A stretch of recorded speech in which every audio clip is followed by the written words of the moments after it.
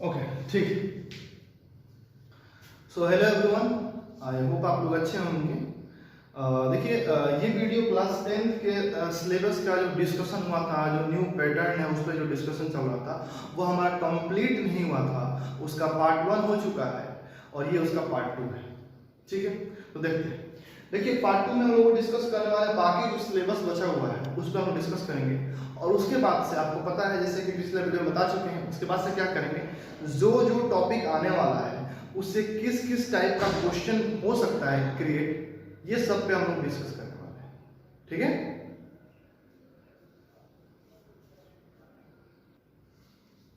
ठीक। तो देखिए, जो पहला जो बचा हुआ टॉपिक है उसमें का जो पहला टॉपिक है वो है chapter 7, that is coordinate geometry. हम लोग क्या क्या डिस्कस किए थे? रियल नंबर से क्या क्या आ रहा था वो डिस्कस किए थे। Polynomial, linear equation in two variable. ठीक है, उसके बाद जो बचा हुआ टॉपिक है वो है, जैसे कि देखो इसके अलावा इसमें ट्रायंगल भी है, पर ट्रायंगल में डायरेक्ट वो बताया है कि किस थ्योरम पे रिलेट करके किस हिसाब से क्वेश्चन वो देगा। ठीक है, तो हम लोग क्या करेंगे कि उसका नाम उतना तो लिखेंगे, क्योंकि एक एक थ्योरम अगर लिखेंगे तो एक बोर्ड में एक थ्योरम होगा, है ना। तो वैसा वो 6-7 थ्योरम है, तो पता चला कि 6-7 बार मैं लिख रहा हूँ, मिटा रहा हूँ केवल थ्योरम्स के बारे में। तो वो जब हम सिलेबस का डिस्कस करेंगे ना, तो वहां पे उस पे हम उस थ्योरम को बताएंगे, उससे रिलेटेड किस टाइप का क्वेश्चन क्रिएट हो सकता है, ये मैं वहां बता दूंगा। ठीक है, तो मतलब मान के चलिए कि ट्रायंगल चैप्टर इसमें आ रहा है जिसमें थ्योरम से डायरेक्ट क्वेश्चन पूछेगा। अच्छा, तो ये अगर ऑब्जेक्टिव क्वेश्चन हो रहा है तो क्या आपको प्रूफ पूछने वाला है कि प्रूफ कीजिए कि ऐसा होता है कि वैसा होता नहीं है। प्रूफ नहीं पूछेगा आपको, सिमिलर कुछ प्रूफ नहीं पूछेगा। क्या पूछेगा, उससे किस टाइप का क्वेश्चन रिलेट करके पूछेगा, वो हम सारे चीज पे हम क्वेश्चन बना चुके हैं। वो सारे क्वेश्चन आपके सामने आएंगे और आप लोग ध्यान से देखिएगा, फिर आपको समझ में आएगा। ठीक है, अभी देखिए कोऑर्डिनेट ज्योमेट्री से क्या आ रहा है, इंट्रोडक्शन आ रहा है और डिस्टेंस फार्मूला, सेक्शन फार्मूला, तीन चीज आ रहा है। इंट्रोडक्शन, डिस्टेंस फार्मूला और सेक्शन फार्मूला। अच्छा सुनिएगा एक बात, इसमें एरिया ऑफ ट्रायंगल आता है ना, वो हटा दिया, पिछले साल भी हटा दिया गया। पिछले साल में जो एग्जाम हुआ था, जो एग्जाम नहीं हुआ था, एग्जाम होने वाला था, उसमें क्या हुआ था, उसमें भी ट्रायंगल था, एरिया ऑफ ट्रायंगल, पर उसको हटा दिया गया था पिछले साल। वैसे इस साल भी एरिया ऑफ ट्रायंगल हटा दिया गया है। दैट मींस 7.1 और 7.2 आपके एग्जाम का पार्ट है ना, ये दोनों मिलाकर 7.1 है और section formula that is 7.2। Question कैसे क्रिएट हुआ? क्वेश्चन ऐसा नहीं होगा कि आपको बहुत बड़ा बड़ा पैसेज टाइप का देगा, सॉल्व करके निकालना नहीं। आपको कैसे, देखो उसमें जो लिखा हुआ था स्टेटमेंट जो था कि students should need to know कि how to solve mathematics, how to solve questions more than one method. ठीक है, तो वो उसका मतलब ये था कि आपको कुछ और मेथड की भी जानकारी होना चाहिए, नॉट ओनली ट्रेडिशनल मेथड। देखो ट्रेडिशनल मेथड क्या होता है, जैसे घर में सब्जी बनता है तो उसमें हल्दी मिर्चा डलता है ना, दैट इज ट्रेडिशनल, जो शुरू से चलते आ रहा है।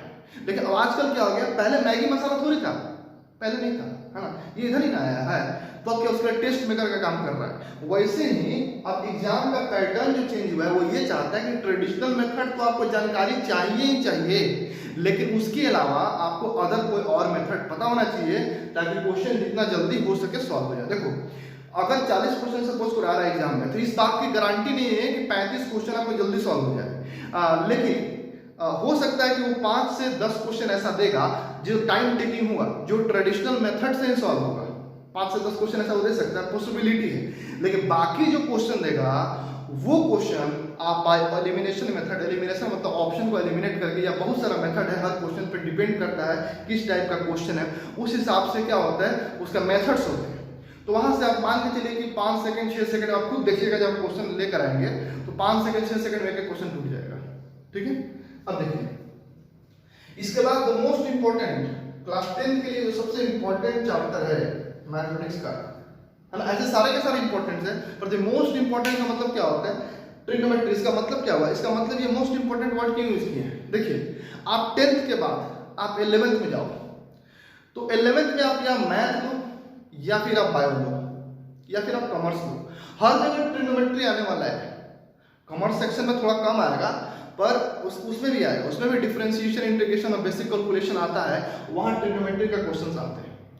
मैथ लोगे तो ट्रिग्नोमेट्री पूरा है, हर जगह है ट्रिग्नोमेट्री। मतलब आप ये सोच रहे हो कि आप कहीं डिटरमिनेंट पढ़ रहे हो तो वहां भी ट्रिग्नोमेट्री आएगा, कोऑर्डिनेट ज्योमेट्री में भी ट्रिग्नोमेट्री आएगा, वो मर्ज करके चलता है ना, ट्रिग्नोमेट्री वहां बेसिक हो जाएगा, हर टॉपिक्स में उसको मर्ज किया जा सकता है, वेक्टर 3D में कहीं भी आ सकता है वो, है ना।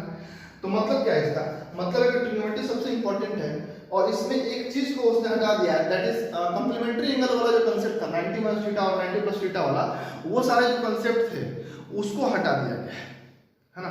तो उसको हटा के बाकी जो 3 टॉपिक है वो है, देखिए इंट्रोडक्शन और trigonometric ratio, that is exercise 8.1, trigonometric ratio of some specific angle, that is 8.2 है ना। इसमें आपको पता है 0, 30, 45, 60, 90 इन सब पे डिस्कशन होगा, वैल्यू पुट करना और पट्टा का जोड़ घटाना, दैट इज फ्रैक्शन, एडिशन और सबट्रैक्शन है और कुछ नहीं है ना। ट्रिग्नोमेट्रिक आइडेंटिटी ये मोस्ट इंपॉर्टेंट है, सुनिएगा एक इंपॉर्टेंट बता दूं आपको।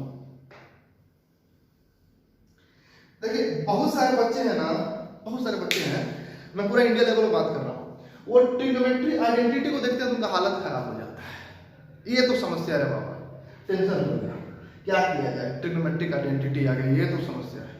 एक्चुअली होता क्या है आइडेंटिटीज में ना, एक पार्टिकुलर पाथ होता है, उसी पाथ पर अगर आप जाओगे तो आप आरएचएस के पास पहुंच पाओगे। आरएचएस क्या होता है, राइट हैंड साइड, मतलब आप उसका आंसर निकाल पाओगे। उस पाथ से आप हल्का सा भी डाइवर्ट हुए तो फिर आपको काटना पड़ेगा और दोबारा से सॉल्व करना पड़ेगा, ठीक है, बस समझ गए।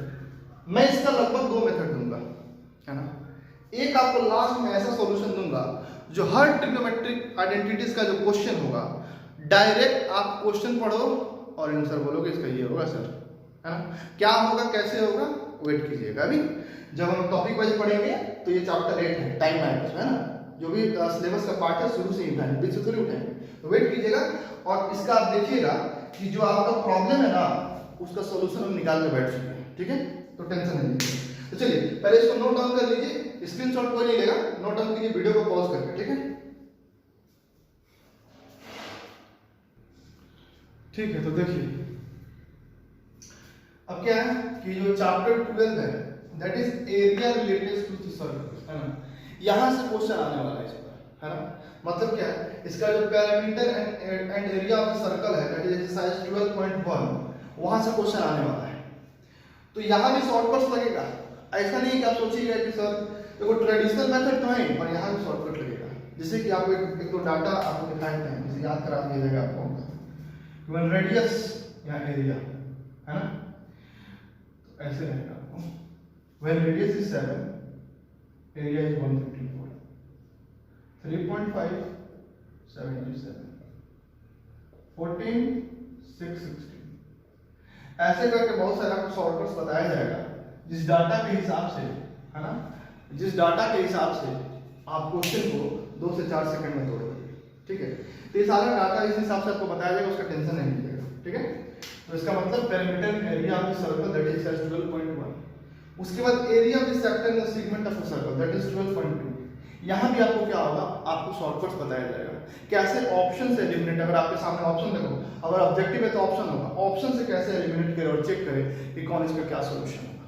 हाँ, आपको अलग से एक चीज पढ़ा दिया जाएगा,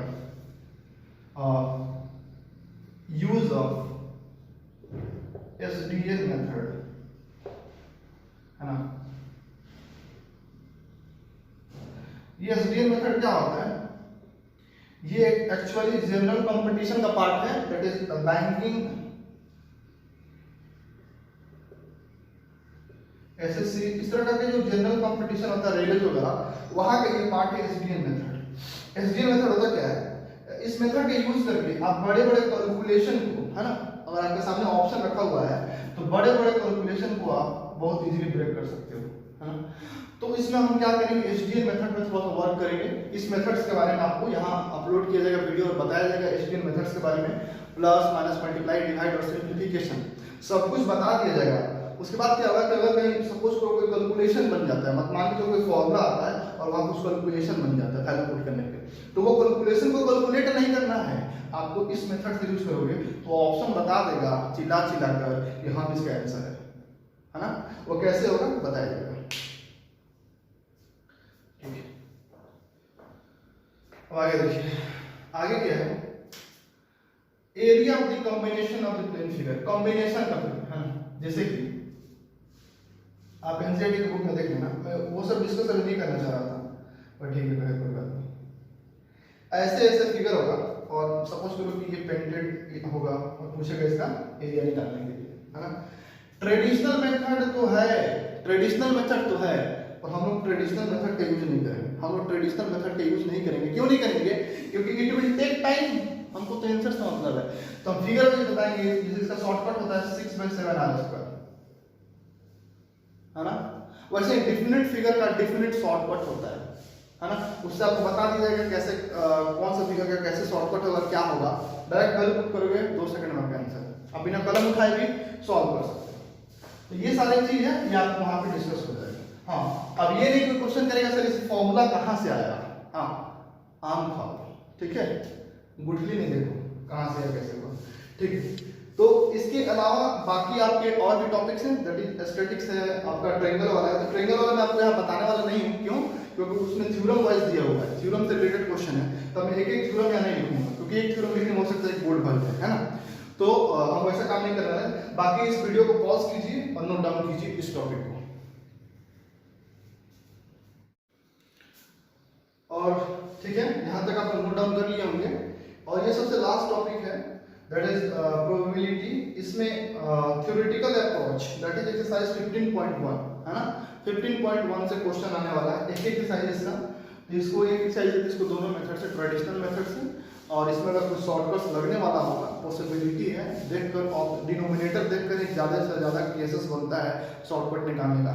तो हम देखेंगे जो भी इससे पॉसिबल हो पाएगा हम करेंगे, ठीक है। बाकी सारे टॉपिक्स का क्लियर है। प्रोबेबिलिटी में एक ही एक्सरसाइज आने वाला है, तो यहाँ से आपको 3 नंबर का क्वेश्चन आने वाला है। आपको बता दिया गया था शुरू में जो टेबल बताया था, इसमें बताया गया था कौन से चैप्टर से कितना मार्क्स का क्वेश्चन आने वाला है, ठीक है। तो अब ट्रायंगल का बच गया है, और ट्रायंगल का हम नहीं बताने वाले हैं। ट्रायंगल का जब स्टार्ट करेंगे हम टॉपिक वाइज, जहाँ से मैं बताऊंगा कि कौन से टॉपिक से कितना किस किस टाइप का क्वेश्चन हो सकता है, और वहां पे मैं डिस्कस करूंगा ट्रायंगल्स के बारे में, ठीक है। ट्रायंगल से किस टॉपिक से किस आधार पे क्वेश्चन वहां से राइज होगा, और क्या क्या क्वेश्चन का पॉसिबिलिटी हो सकता है, ठीक है। तो ठीक है, इस वीडियो को आप यहीं तक रहने देते हैं, और इस वीडियो को आप मेक श्योर कीजिएगा कि जितना ज़्यादा से ज़्यादा हो सके शेयर कीजिएगा, क्योंकि मैं चाहता हूँ कि 10th के हर बच्चों के पास पहुँच जाए ये वीडियो, ठीक है।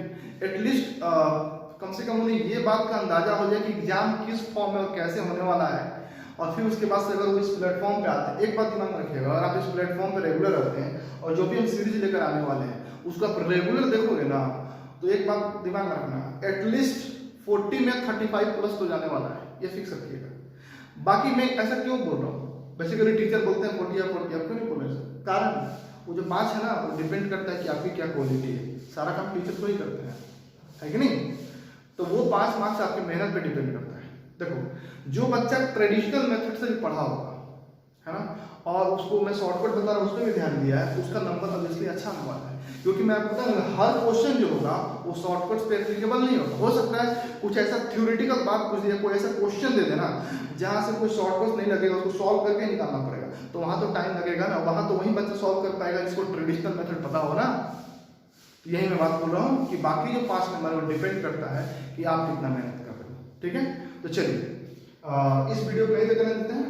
Thanks for watching this video. आप इस चैनल को शेयर कीजिए, इस वीडियो को पूरी तरह से शेयर कीजिए, लाइक कीजिए और चैनल को सब्सक्राइब कीजिए, ठीक है। और जितना ज़्यादा से ज़्यादा हो सके इस वीडियो को शेयर कीजिए। अपने फेसबुक पे जो भी आप सोशल मीडिया यूज़ करते हैं, इंस्टाग्राम, फेसबुक, जो भी होता है, मुझे उतना नहीं पता है, जो भी आप यूज़ करते हैं वहाँ पे आप उसको शेयर करो, ठीक है। चलो, बाय बाय।